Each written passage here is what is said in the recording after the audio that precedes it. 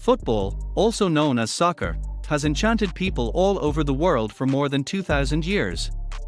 Many people are familiar with how soccer works because it is one of the most popular games in the world, but they may not be aware of its history and a few stunning facts that makes this sport so interesting. Let's take a deeper look at the history of football. Let's address the elephant in the room first. Why do some countries call it football and some call it soccer? Many North Americans call it soccer while people in other countries call it football. The British actually started using the word soccer first, but when they discovered that the Americans were using the term, they decided to switch to the word football in annoyance. Sounds like a little sibling rivalry happening there. In regards to the origin of the game, football was created by the Aztecs and called chateli. A Rubber-made bouncing ball was a distinctive aspect of Mesoamerican forms of ball games. No other early culture had access to rubber. The ball might have represented the sun on certain ritual occasions, and the losing team's captain might be offered as a sacrifice to the gods.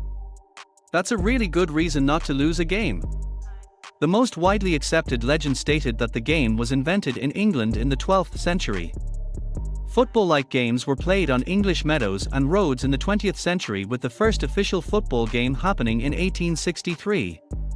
It was Ebenezer Cobb Morley who took the time to write down the rules to the game.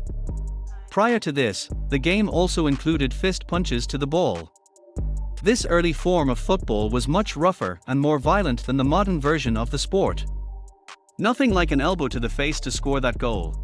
Once the game started to spread to other countries, it didn't take long for the first international football game to happen in 1872. The match, which pitted Scotland against England, was played in front of 40,000 spectators but ended in a draw.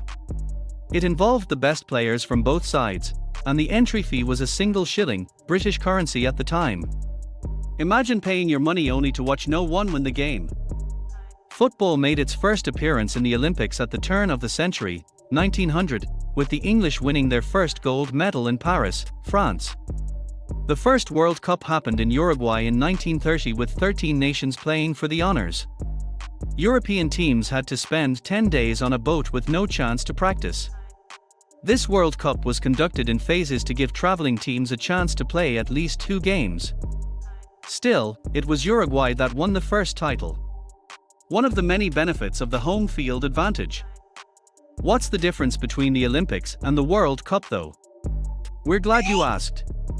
The World Cup has 32 national teams and no age limit, whereas the Olympics have about half the number of teams in addition to an age limit. Due to these differences, FIFA, the Federation International Football Association, has stated that football is the one sport where you will not see the best in the world at the Olympics. Kind of defeats the concept of the Olympics, doesn't it?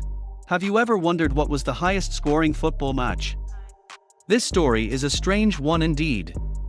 The game in question was scored at 149-0. Obviously, a loss of this magnitude doesn't just happen. In an intentional loss to their bitter rivals as Edema, so Elimern, SOE, expressed displeasure with officiating decisions that had gone against them in a previous 14 playoff event. The Azedema team just stood and watched the other team do everything in their power to kick the ball into their own net. What do you think the fans were feeling during that game? Football's history has many more entertaining facts, but we only had time to cover a few. Is football one of your favorite sports?